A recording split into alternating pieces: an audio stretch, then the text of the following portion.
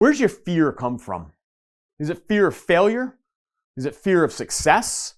You know, the interesting thing about fear is a lot of times we fear success, or we fear what people are going to think of us when we have success.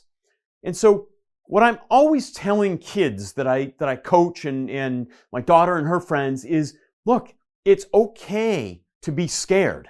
It's okay to have fear. It's just not okay to stay scared. It's not okay to stay fearful.